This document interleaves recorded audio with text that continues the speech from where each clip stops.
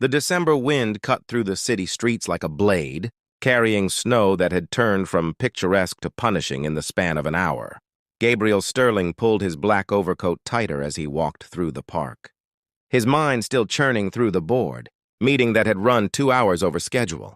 At 38, he'd built Sterling Technologies from a startup into a multi-million-dollar enterprise, but success had come with a price.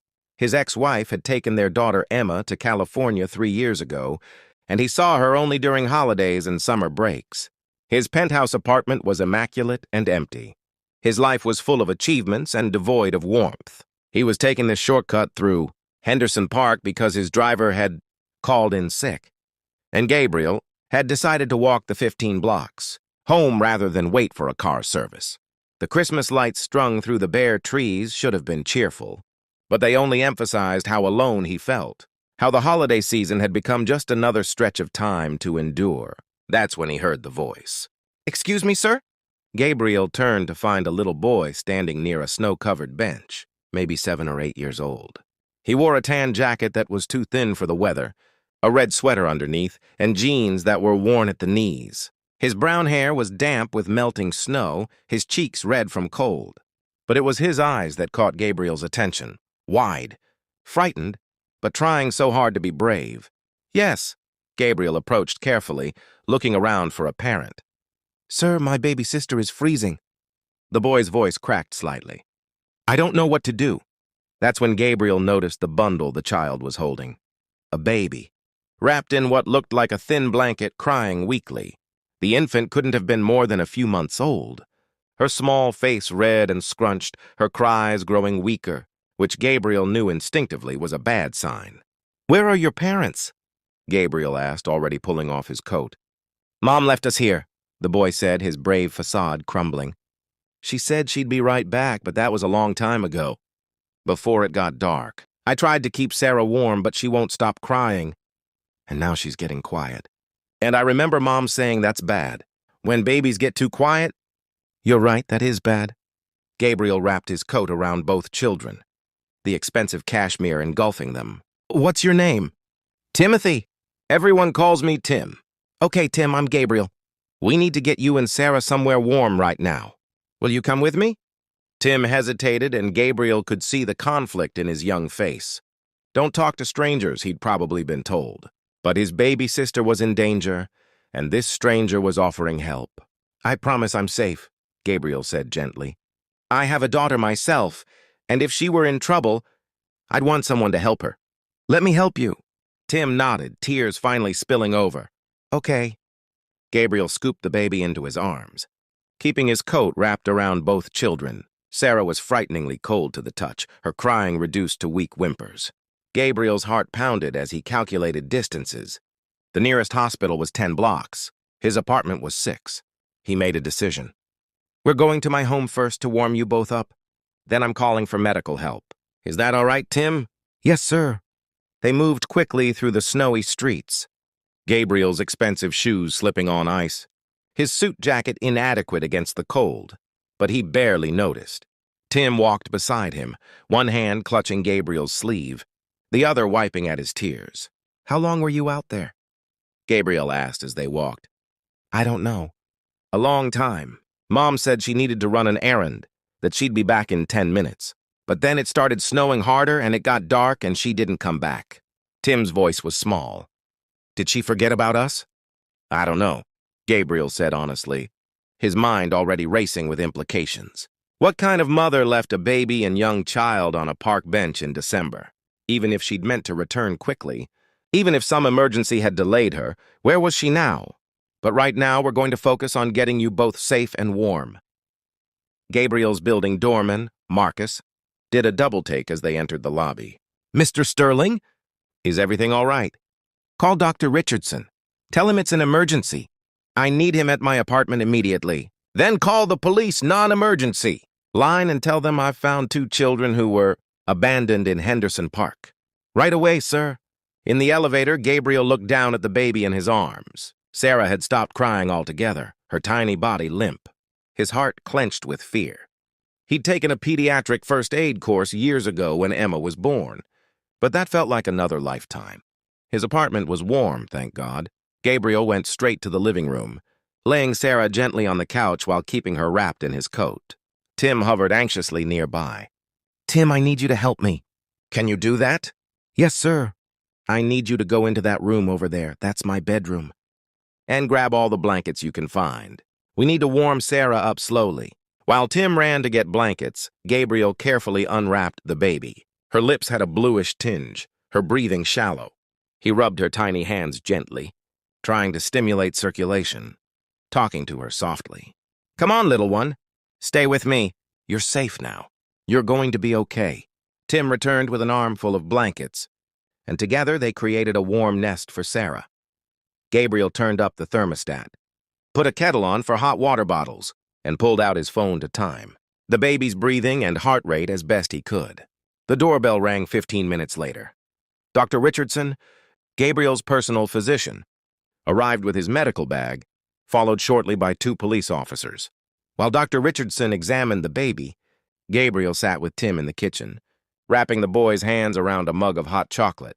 "You did everything right," Gabriel told him gently. "You kept your sister as warm as you could, and you asked for help. That was very brave. Is Sarah going to be okay?" "The doctor is checking her now. She's in good hands." One of the police officers, a woman named Detective Chen, pulled up a chair. "Tim, can you tell me what happened today?"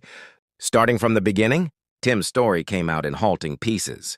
Their mother, Diane, was a single parent, struggling with addiction. She'd been clean for 6 months, trying hard.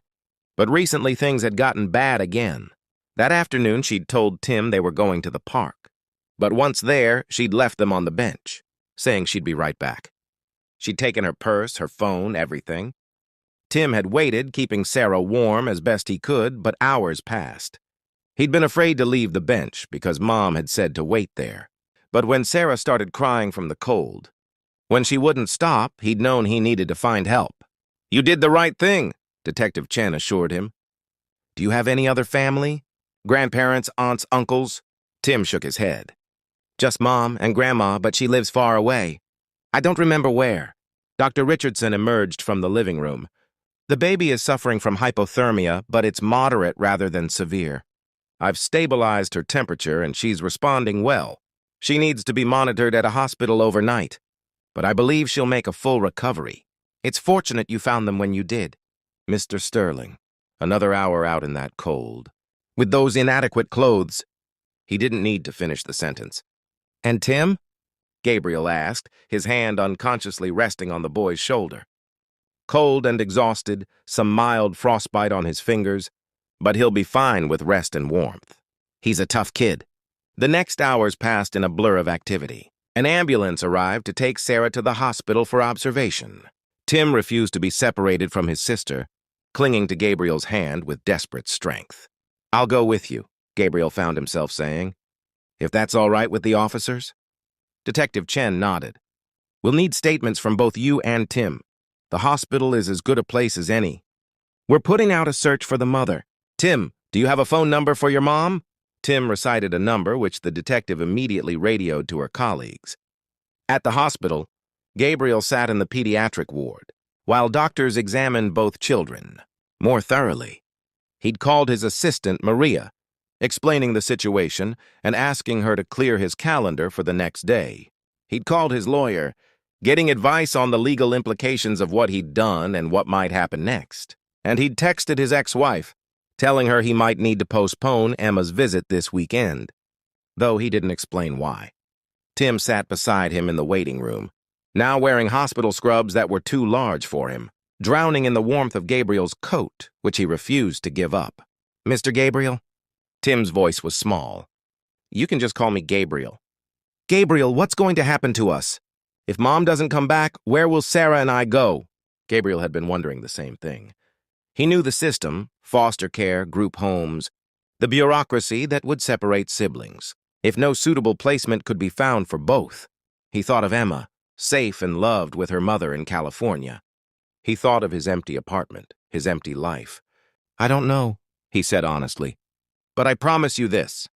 I'll make sure you and Sarah stay together. Whatever it takes." Detective Chen returned with news. They'd located the mother. She'd been arrested several blocks from the park, attempting to buy drugs. She was incoherent, barely remembered leaving her children, was now being held for child endangerment and other charges.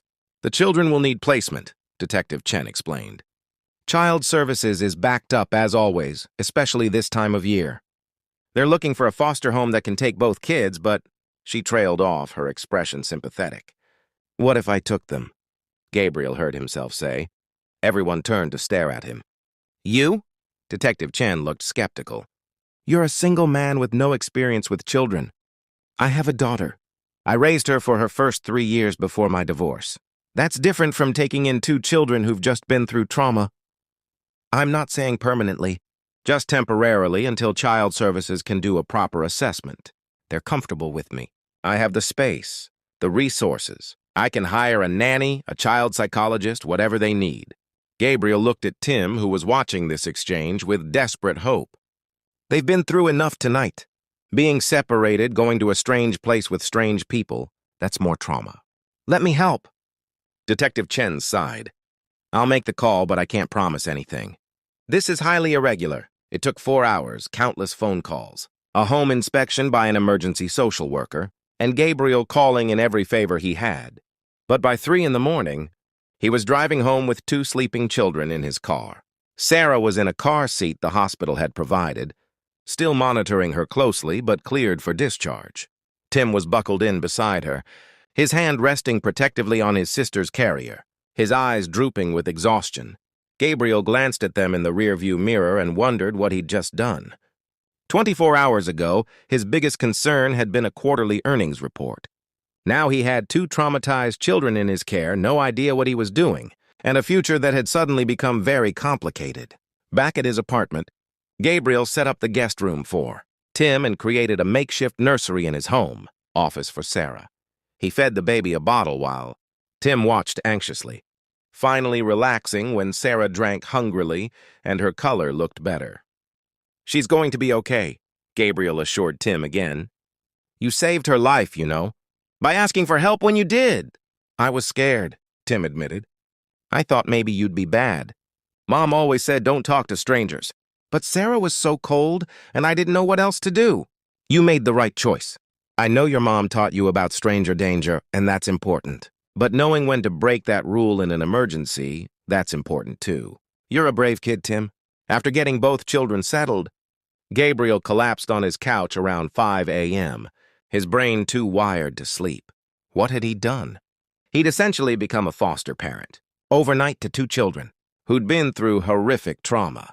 He had no idea how to care for an infant. It had been 8 years since Emma was a baby. He knew nothing about dealing with a traumatized 7-year-old. He had a company to run, meetings scheduled, responsibilities. But when he'd looked at Tim's desperate face in the park, when he'd felt Sarah's cold little body, something had cracked open inside him. The protective instinct he'd thought had died with his divorce had roared back to life. These children needed help. He could provide it. The choice had felt inevitable. His phone rang at 7 a.m. Maria, his assistant. Please tell me the news articles I'm seeing about you aren't real. Did you really take in 2 abandoned children last night? How is that already in the news? Someone at the hospital posted on social media. It's everywhere. You're being called a hero, a guardian angel, all sorts of things. The PR team is going crazy. They want to know how to handle this. Tell them no comment, Gabriel said tiredly. This isn't a publicity stunt. It's just, I couldn't leave them. I know. That's why I've rescheduled your entire week. You focus on those kids, I'll handle the company. Over the next few days, Gabriel got a crash course in parenting. He hired a nanny, Mrs. Chen, who'd raised 5 children of her own and handled Sarah's needs with expert ease. He met with child psychologists who helped him understand Tim's trauma and how to address it. He learned to make bottles and change diapers all over again.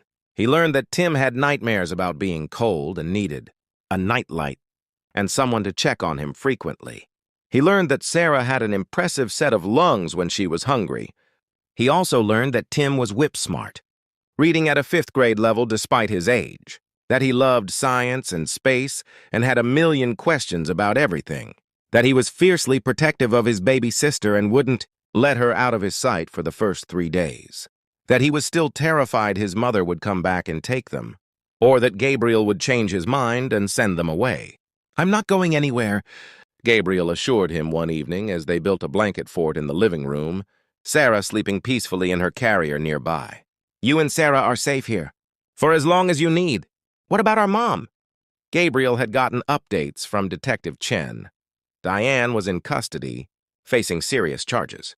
She'd admitted to a year-long relapse into drug addiction, to neglecting her children, to desperate choices that had endangered their lives. She'd cried when told her children were safe, had begged to see them, but the courts had denied contact pending a full investigation. "Your mom is sick," Gabriel told Tim carefully. "Not sick with a cold or flu, but sick in her brain, with something called addiction.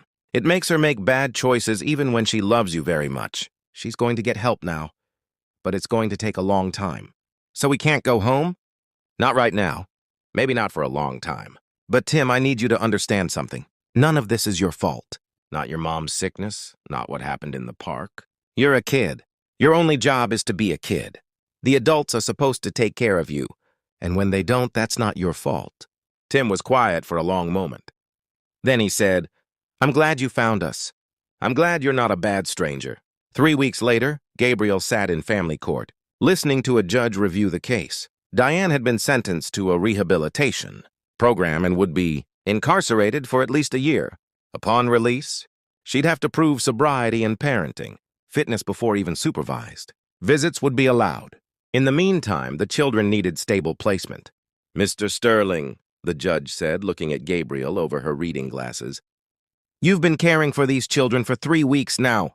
Child Services reports that both children are thriving in your care. Sarah's pediatrician says she's developing normally, no lasting effects from her exposure. Timothy is attending school, seeing a therapist, and by all accounts doing remarkably well. Yes, Your Honor. I'm prepared to grant you temporary foster custody, with the understanding that this is an unusual situation. You'll have monthly reviews, home visits, the works. If at any point Child Services feels the placement isn't working, they'll move the children. Do you understand?" "I do, Your Honor." "May I ask why you're doing this?" "You're a busy CEO. You have no obligation to these children." Gabriel glanced back to where Mrs. Chen sat with Sarah and Tim. The little boy gave him a tentative smile. "When I found them that night, they were scared and cold and in danger.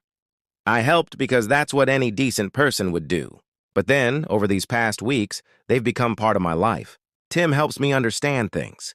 I'd forgotten what it's like to be curious about everything, to believe in good things, to trust even when you've been hurt. Sarah reminds me that life is precious and fragile and worth protecting. They've given me more than I've given them.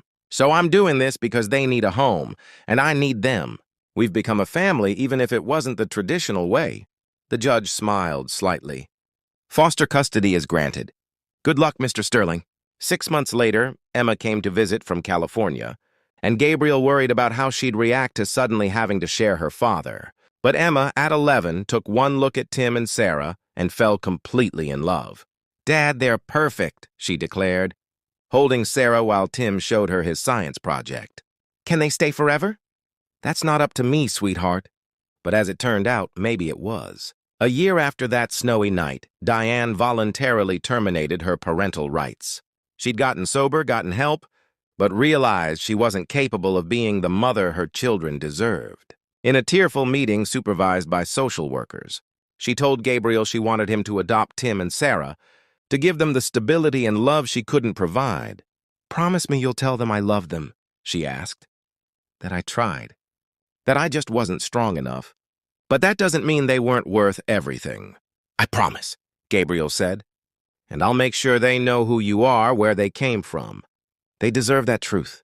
The adoption was finalized on a December afternoon, almost 2 years to the day after Gabriel had found 2 children freezing in the park. Tim, now 9, held Sarah, now 2, as the judge declared them officially Gabriel Sterling's children. That evening, Gabriel sat in his living room, no longer immaculate and empty, but cluttered with toys and books and signs of life, and watched. Tim helped Sarah build a tower of blocks while Emma video called from California to say goodnight to her siblings. His phone buzzed with messages from the office. There was always work to do, always another deal to close, another meeting to at.